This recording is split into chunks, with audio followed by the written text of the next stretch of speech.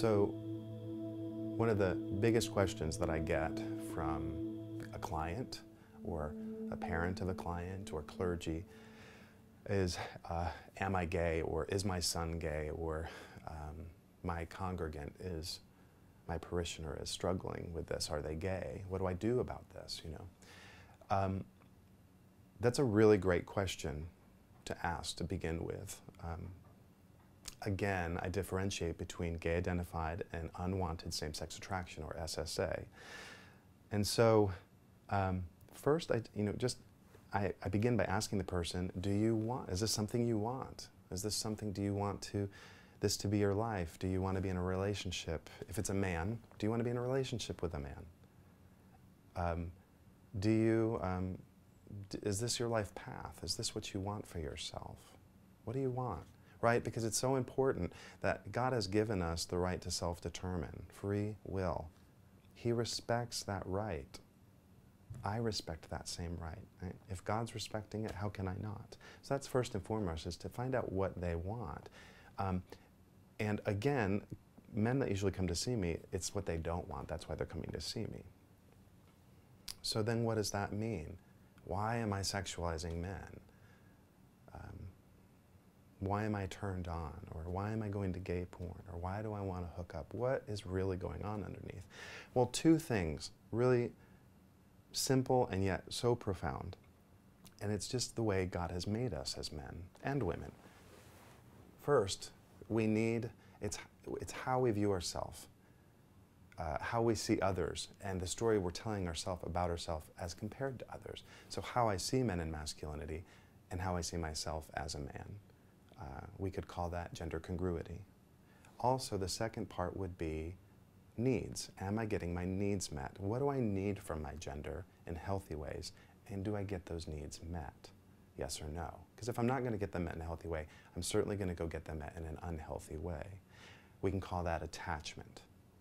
What I work with most of the time when I'm seeing men with unwanted same-sex attraction, not most of the time, period, what I'm working with, period, is attachment or detachment. They're very detached, very feeling much alone, unlovable, they don't belong to their gender, and I'm dealing with gender incongruity and a lot of shame.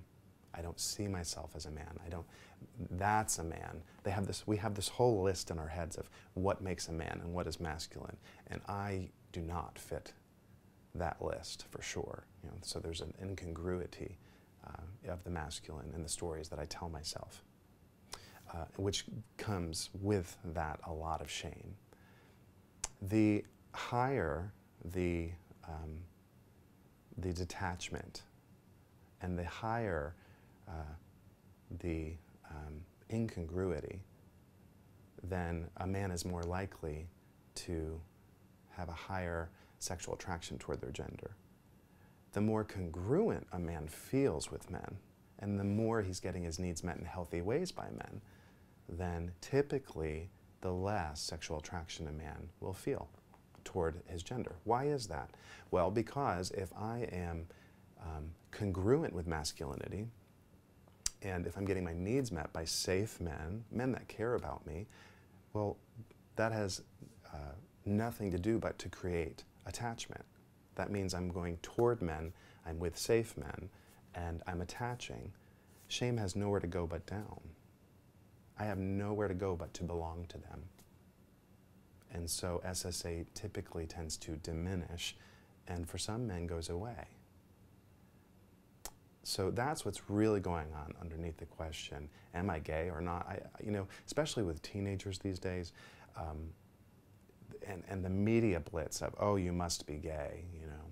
If you have one sexual thought of your gender, you must be gay. No. I would invite you to not define yourself so quickly, especially teenagers whose brains have not even finished developing, whose emotions have not finished developing, who have just had hormones, the dam of hormones break on their body. And they're going through all kinds of changes, and it's such a delicate time in life anyway. So, am I gay? You know, great question, but let's take time to get beneath it again and find out the real answers.